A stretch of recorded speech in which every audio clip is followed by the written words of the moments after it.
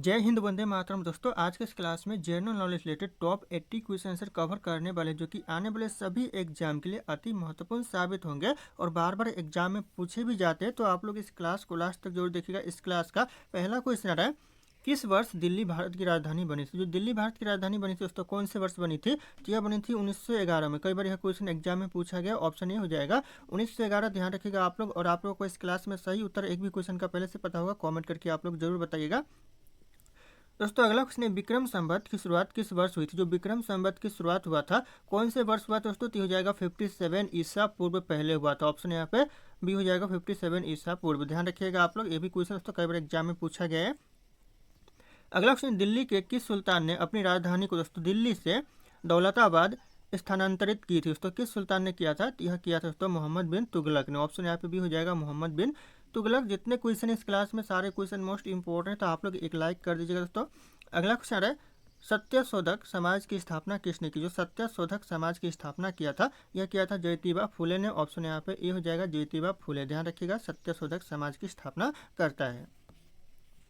अगला क्वेश्चन, किस गुप्त शासक को सकारी यानी शंको का नाश करने वाला कहा गया? सकारी कहा गया दोस्तों किस गुप्त शासक को? तो यह कहा गया दोस्तों चंद्रगुप्त द्वितीय को। ऑप्शन यहाँ पे सी हो जाएगा। आप लोग विक्रम आदित्य भी कह सकते हो। ध्यान रखिएगा, इन्हीं का दूसरा नाम विक्रम आदित्य है।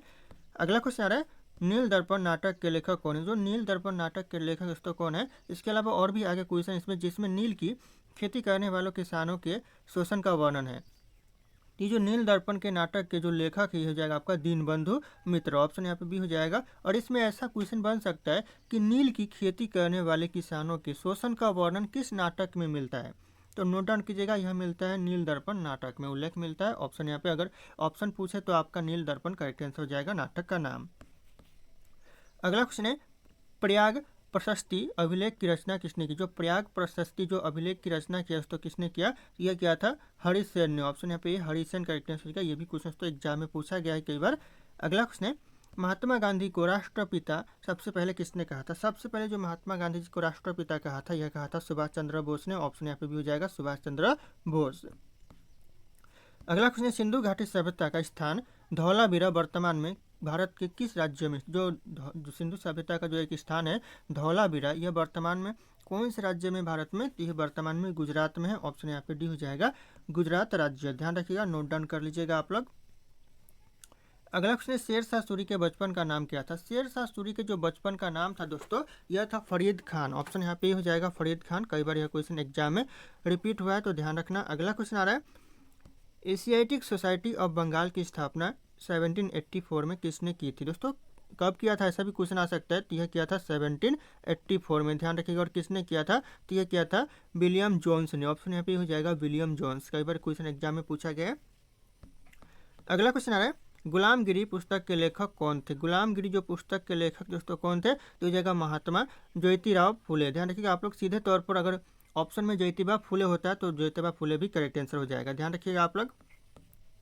अगला क्वेश्चन, पानीपत का दूसरा युद्ध 1556 में अकबर और किसके बीच हुआ था? दोस्तों, जो 1556 में पानीपत का दूसरा युद्ध हुआ था, ये अकबर और कौन से राजा के बीच में हुआ था? तो अकबर और हेमू के बीच में हुआ था। ऑप्शन यहाँ पे हो जाएगा अकबर और हेमू के बीच में। ध्यान रखिएगा आप लोग। अगला क्वेश्चन, पल्लव वंश की राजधानी कहाँ थी? जो पल्लव वंश की जो राजधानी थी दोस्तों, यह थी कांचीपुरम में। ऑप्शन यहाँ पे भी हो जाएगा कांचीपुरम। आप लोग किस एग्जाम की तैयारी करो, एक बार कमेंट करके जरूर बताइएगा दोस्तों। और एक लाइक बनता है दोस्तों, एक लाइक कर दीजिएगा। अगला क्वेश्चन, भारत छोड़ो आंदोलन 1942 के समय दोस्तों भारत का वायसराय कौन था? जब आंदोलन हो रहा था दोस्तों, भारत छोड़ो आंदोलन कब हो रहा था? तो हो रहा था 1942 में। इस समय भारत का जो वायसराय था, यह था लॉर्ड लिन लिथगो था। ऑप्शन यहाँ पे ये हो जाएगा लॉर्ड्स लिन लिथगो। ध्यान रखिए, उस समय भारत के वायसराय थे। अगला क्वेश्चन, भारत की सबसे बड़ी कृत्रिम झील यानी आर्टिफिशियल लेक कौन सी है? जो कौन सा दोस्तों सबसे बड़ी कृत्रिम झील? तो हो जाएगा यहाँ पे गोविंद वल्लभ पंत सागर, जो कि सबसे बड़ी यानी सबसे बड़ी दोस्तों कृत्रिम झील है, आर्टिफिशियल लेक है। तो ध्यान रखिएगा, ऑप्शन ए करेक्ट आंसर हो जाएगा। अगला क्वेश्चन, भारत में सिंह पुच्ची वानर दोस्तों, भारत में जो सिंह पुच्ची वानर अपने प्राकृतिक आवास में पाया जाता है, कहाँ पर दोस्तों पाया जाता है? अपने प्राकृतिक आवास में दोस्तों कहाँ पाया जाता है? तो यह पाया जाता है पश्चिमी घाट में। ऑप्शन यहाँ पे भी हो जाएगा पश्चिमी घाट। ध्यान रखिएगा आप लोग। अगला क्वेश्चन, टिहरी बांध किस नदी पर स्थित? जो टिहरी बांध बना हुआ है कौन सी नदी पर दोस्तों? तो यह बना हुआ है भागीरथी नदी पर। ऑप्शन यहाँ पे हो जाएगा भागीरथी नदी। ध्यान रखिए, जो टिहरी बांध है यह बना हुआ है। अगला क्वेश्चन है, जोजिला दर्रा यानी जोजिला पास किन दो क्षेत्रों को आपस में जोड़ता है? जो जोजिला दर्रा है दोस्तों कौन से दो क्षेत्रों को आपस में जोड़ता है? तो यह जोड़ता है श्रीनगर और लेह को अपने आपस में जोड़ता है, तो ध्यान रखिएगा, मोस्ट इंपॉर्टेंट हो सकता है एग्जाम के लिए। अगला क्वेश्चन है, नागार्जुन सागर वन्यजीव अभ्यारण्य भारत के किस राज्य में स्थित? जो नागार्जुन सागर वन्यजीव अभ्यारण्य है दोस्तों, ये कौन से राज्य में भारत के? तो ये आंध्र प्रदेश में है, ऑप्शन ए पे हो जाएगा आंध्र प्रदेश। ध्यान रखना आप लोग, एग्जाम के लिए इंपॉर्टेंट हो सकता है। अगला क्वेश्चन है, पृथ्वी अपनी धुरी पर किस दिशा की ओर घूमता है? जो पृथ्वी अपनी धुरी पर दोस्तों किस दिशा की ओर घूमता है? यह क्वेश्चन इंपॉर्टेंट है। यह घूमता है पश्चिम से पूर्व की ओर घूमता है, ऑप्शन यहाँ पे भी हो जाएगा पश्चिम से पूर्व की ओर। ध्यान रखिएगा आप लोग। अगला क्वेश्चन आ रहा है, सरिस्का राष्ट्रीय उद्यान भारत के किस राज्य में? जो सरिस्का राष्ट्रीय उद्यान दोस्तों भारत के कौन से राज्य में है? तो यह राजस्थान राज्य में है, ऑप्शन यहाँ पे सी हो जाएगा राजस्थान राज्य। ध्यान रखिएगा आप लोग। अगला क्वेश्चन, विश्व का सबसे ऊंचा सक्रिय ज्वालामुखी कोटोपैक्सी कहाँ स्थित? जो सबसे ऊंचा जो सक्रिय ज्वालामुखी कोटोपैक्सी दोस्तों कहाँ पर है? तो यह इक्वाडोर में है, ऑप्शन यहाँ पे हो जाएगा इक्वाडोर। ध्यान रखिएगा आप लोग, मोस्ट इंपॉर्टेंट हो सकता है एग्जाम के लिए। दोस्तों अगला क्वेश्चन है, कौन सी नदी डेल्टा का निर्माण नहीं करती बल्कि दोस्तों एस्टुआरी बनाती है? एस्टुआरी यानी दोस्तों ज्वार नदमुख बनाती है दोस्तों, कौन सी नदी है दोस्तों? तो हो जाएगा नर्मदा नदी, ऑप्शन यहाँ पे हो जाएगा नर्मदा नदी। ध्यान रखिएगा, क्वेश्चन इंपॉर्टेंट हो सकता है, एस्टुआरी बनाती है, तो मोस्ट इंपॉर्टेंट हो सकता है एग्जाम के लिए। अगला क्वेश्चन है, किस तिथि को उत्तरी गोलार्ध में सबसे बड़ा दिन यानी समर सोल्स्टाइस होता है? सबसे बड़ा दोस्तों दिन होता है उत्तरी गोलार्ध में दोस्तों किस तिथि को? की होता है 21 जून को, ऑप्शन यहाँ पे बी हो जाएगा 21 जून को दोस्तों उत्तरी गोलार्ध में सबसे बड़ा दिन होता है, तो ध्यान रखिएगा आप लोग, मोस्ट इंपॉर्टेंट हो सकता है एग्जाम के लिए। अगला क्वेश्चन है, डंकन जल राशि जो जल संधि है दोस्तों, ये डंकन पैसेज है किसके बीच में स्थित है? किनके बीच में दोस्तों डंकन जल संधि स्थित है? तो ये स्थित है दक्षिण अंडमान और छोटा अंडमान के बीच में, ऑप्शन यहाँ पे भी हो जाएगा जो डंकन जल संधि है ये छोटा अंडमान और दक्षिण अंडमान के बीच में स्थित है, तो ध्यान रखिएगा आप लोग। अगला क्वेश्चन आ रहा है, भारत के किस राज्य को सिलिकॉन स्टेट के नाम से जाना जाता है? कौन से राज्य को दोस्तों सिलिकॉन घाटी यानी सिलिकॉन स्टेट कहते हैं? तो यह कहते हैं कर्नाटक को, ऑप्शन यहाँ पे भी हो जाएगा कर्नाटक राज्य। ध्यान रखिएगा आप लोग, एग्जाम के लिए इंपॉर्टेंट हो सकता है। अगला क्वेश्चन है, हीराकुंड जल विद्युत परियोजना किस राज्य में स्थित है? जो हीराकुंड जल विद्युत परियोजना है कौन से राज्य में है? तो उड़ीसा में है, ऑप्शन यहाँ पे हो जाएगा उड़ीसा राज्य करेक्ट आंसर हो जाएगा। अगला क्वेश्चन, रेगिस्तानों में उगने वाले पौधे को क्या कहते हैं? रेगिस्तान में जो उगने वाले पौधों को कहते हैं उसको जीरो फाइट, ऑप्शन यहाँ पे भी हो जाएगा जीरो फाइट्स कहते हैं, तो ध्यान रखिएगा आप लोग, ऑप्शन भी हो जाएगा करेक्ट आंसर। अगला क्वेश्चन है, सौर मंडल के किस ग्रह के पास सबसे अधिक संख्या में प्राकृतिक उपग्रह दोस्तों यानी चंद्रमा है दोस्तों? कौन से ग्रह के पास दोस्तों? तो हो जाएगा शनि ग्रह के पास है, ऑप्शन यहाँ पे भी शनि ग्रह करेक्ट आंसर हो जाएंगे। अगला क्वेश्चन आ रहा है, भारतीय संविधान में प्रस्तावना का विचार किस देश के संविधान से लिया गया? जो प्रस्तावना का जो विचार लिया गया कौन से देश के संविधान से लिया गया है? तो यह लिया गया है अमेरिका के संविधान से, ऑप्शन यहाँ पे हो जाएगा अमेरिका के संविधान। नोट डाउन कीजिएगा आप लोग। अगला क्वेश्चन है, संविधान के किस अनुच्छेद में समान कार्य के लिए समान वेतन का प्रावधान किया गया दोस्तों? समान कार्य के लिए दोस्तों समान वेतन का प्रावधान किया गया दोस्तों किस अनुच्छेद में? यह किया गया अनुच्छेद 39D में। ध्यान रखिएगा, ऑप्शन यहाँ पे सी हो जाएगा आर्टिकल 39 डी में यह प्रावधान किया गया, समान कार्य के लिए समान वेतन का प्रावधान किया गया। तो ये क्वेश्चन दोस्तों मोस्ट इंपॉर्टेंट हो सकता है एग्जाम के लिए। अगला क्वेश्चन, सर्वोच्च न्यायालय के मुख्य न्यायाधीश के पद की शपथ कौन दिलाता है? तो सर्वोच्च न्यायालय के जो मुख्य न्यायाधीश को जो शब्द की पद की जो शपथ दिलाता है उसको कौन दिलाता है? तो यह दिलाता है राष्ट्रपति, ऑप्शन यहाँ पे भी हो जाएगा राष्ट्रपति। ध्यान रखिएगा, सभी एग्जाम के लिए इंपॉर्टेंट साबित होंगे। अगला क्वेश्चन, राज्यसभा का सदस्य चुने जाने के लिए न्यूनतम आयु कितनी होनी चाहिए? न्यूनतम आयु जो सीमा होनी चाहिए कितनी होनी चाहिए? तो होनी चाहिए दोस्तों 30 वर्ष होनी चाहिए न्यूनतम आयु सीमा, ऑप्शन यहाँ पे सी हो जाएगा 30 ईयर्स होनी चाहिए। दोस्तों अगला क्वेश्चन, संविधान के किस भाग में आपातकालीन उपबंध यानी इमरजेंसी प्रोविजन दिए गए? दोस्तों किस भाग में दिए गए संविधान के? यह दिए गए भाग 18 में। ध्यान रखिएगा, ऑप्शन यहाँ पे सी हो जाएगा भाग 18 में दिया गया है, तो नोट डाउन कर लीजिएगा आप लोग। अगला क्वेश्चन आ रहा है, भारत के संविधान के किस अनुच्छेद के अंतर्गत संसद का गठन किया जाता है? कौन से आर्टिकल के अंतर्गत दोस्तों संसद का गठन किया जाता है? तो हो जाएगा आर्टिकल 79 के तहत, ऑप्शन यहाँ पे ये हो जाएगा 79। ध्यान रखिएगा, अनुच्छेद 79 के तहत दोस्तों संसद का गठन किया जाता है। अगला क्वेश्चन है, भारत सरकार का प्रथम विधि अधिकारी यानी फर्स्ट लॉ ऑफिसर कौन होता है दोस्तों? जो फर्स्ट लॉ ऑफिसर होता है कौन होता है? ये होता है दोस्तों, ध्यान रखिएगा यहाँ पे भारत का महान्यायवादी होता है, ऑप्शन यहाँ पे सी हो जाएगा भारत का महान्यायवादी। ध्यान रखिएगा आप लोग, मोस्ट इंपॉर्टेंट होता है अटॉर्नी जनरल होता है, तो ध्यान रखिएगा आप लोग अटॉर्नी जनरल।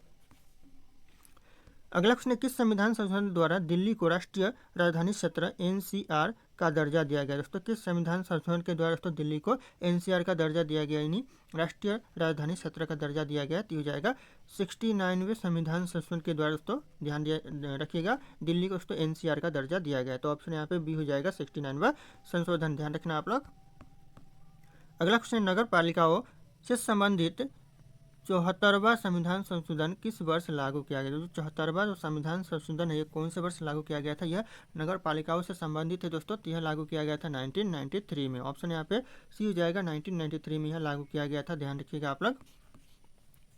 अगला क्वेश्चन, संविधान की किस अनुसूची में केंद्र और राज्यों के बीच शक्तियों के बंटवारे का उल्लेख है? कौन सी अनुसूची में दोस्तों केंद्रीय और राज्यों के बीच दोस्तों बंटवारों का उल्लेख किया गया, शक्तियों के बंटवारों का? तो यह किया गया 7वीं अनुसूची में। ऑप्शन यहाँ पे भी हो जाएगा 7वीं अनुसूची, ध्यान रखना आप लोग। अगला क्वेश्चन आ रहा है, लोकसभा में अविश्वास प्रस्ताव लाने के लिए न्यूनतम कितने सदस्यों का समर्थन आवश्यक है? यानी कम से कम दोस्तों कितने सदस्यों का समर्थन आवश्यक है दोस्तों अविश्वास प्रस्ताव लाने के लिए संसद में? दोस्तों ती हो जाएगा लोकसभा में, ती हो जाएगा 50 सदस्यों का। ऑप्शन यहाँ पे सी हो जाएगा 50 सदस्य, ध्यान रखना आप लोग। अगला क्वेश्चन, राष्ट्रपति राज्यसभा में दोस्तों कितने सदस्यों को मनोनीत कर सकते हैं? राष्ट्रपति दोस्तों ये राज्यसभा में कितने सदस्यों को मनोनीत कर सकता है? तो हो जाएगा 12 सदस्यों को मनोनीत कर सकता है। ऑप्शन यहाँ पे सी हो जाएगा 12 सदस्यों को, ध्यान रखना आप लोग। अगला क्वेश्चन, भारत के प्रथम उप प्रधानमंत्री कौन थे? भारत के जो प्रथम उप प्रधानमंत्री थे दोस्तों यह थे दोस्तों सरदार वल्लभ भाई पटेल। ऑप्शन यहाँ पे हो जाएगा सरदार वल्लभ भाई पटेल, ध्यान रखना आप लोग, इंपॉर्टेंट होगा। अगला क्वेश्चन है, निःशुल्क और अनिवार्य बाल शिक्षा का अधिकार यानी RTE संविधान के किस अनुच्छेद में जोड़ा गया है? किस आर्टिकल में जोड़ा गया दोस्तों? तो हो जाएगा आपका आर्टिकल 21A में जोड़ा गया है। ऑप्शन भी हो जाएगा अनुच्छेद 21A में, ध्यान रखना है, क्वेश्चन एग्जाम के लिए इंपॉर्टेंट है। अगला क्वेश्चन दोस्तों, राज्य की कार्यपालिका का वास्तविक प्रधान कौन होता है? राज्य की जो कार्यपालिका जो वास्तविक प्रधान होता है कौन होता है? तो होता है मुख्यमंत्री। ऑप्शन यहाँ पे भी हो जाएगा मुख्यमंत्री, ध्यान रखिएगा आप लोग। दोस्तों अगला क्वेश्चन है, इंसुलिन मानव शरीर के किस अंग द्वारा स्रावित होते हैं? कौन से अंग के द्वारा दोस्तों सेक्रेट होते हैं? दोस्तों तो हो जाएगा यहाँ पे अग्नाशय के द्वारा दोस्तों सेक्रेट होते हैं, नहीं स्रावित होते हैं। तो ऑप्शन यहाँ पे बी, ध्यान रखिएगा, अग्नाशय करेक्टनेस हो जाएगा।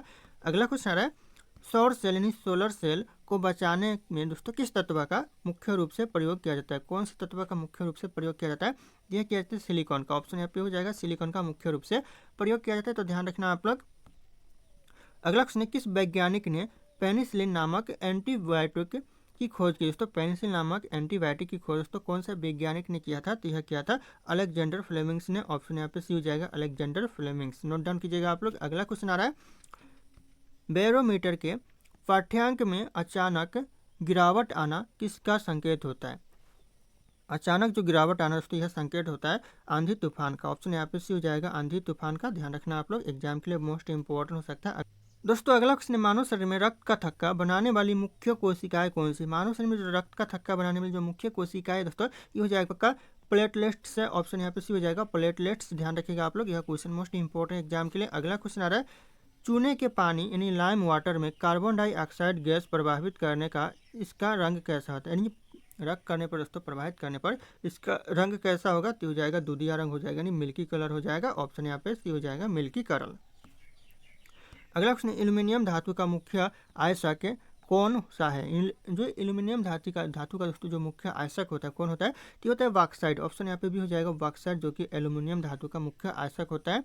अगला क्वेश्चन आ रहा है, आत्महत्या की थैली यानी सुसाइड बैग कोशिका के किस अंग को कहा जाता है? कौन से अंग को दोस्तों कहा जाता है? तो यह कहा जाता है लाइसोसोम को। ऑप्शन यहाँ पे बी हो जाएगा लाइसोसोम, ध्यान रखिएगा आप लोग, मोस्ट इंपॉर्टेंट हो सकता है एग्जाम के लिए।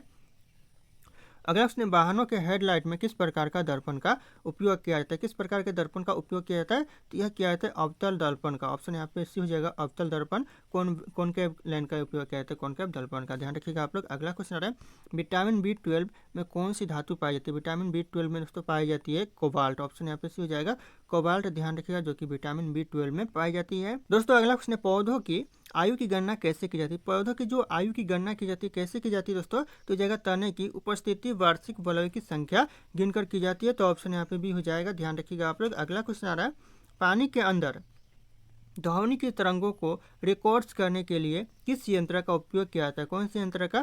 तो यह किया जाता है, ध्यान रखिएगा आप लोग, हाइड्रोफोन का उपयोग किया जाता है। ऑप्शन यहाँ पे हो जाएगा हाइड्रोफोन का। नोट डाउन कीजिएगा, मोस्ट इंपॉर्टेंट हो सकता है एग्जाम के लिए। दोस्तों अगला क्वेश्चन है, भोपाल गैस त्रासदी 1984 में हुआ था। दोस्तों ये क्वेश्चन मोस्ट इंपॉर्टेंट, जो भोपाल गैस त्रासदी हुई थी ये कब हुई थी? तो 1984, आप लोग नोट डाउन कर लीजिएगा। और ये दोस्तों किस गैस के रिसाव के कारण हुआ था? तो हो जाएगा मिथाइल लाइसो साइनेट गैस के रिसाव के कारण हुआ दोस्तों भोपाल गैस त्रासदी। तो नोट डाउन कीजिएगा, यह क्वेश्चन मोस्ट इंपॉर्टेंट है।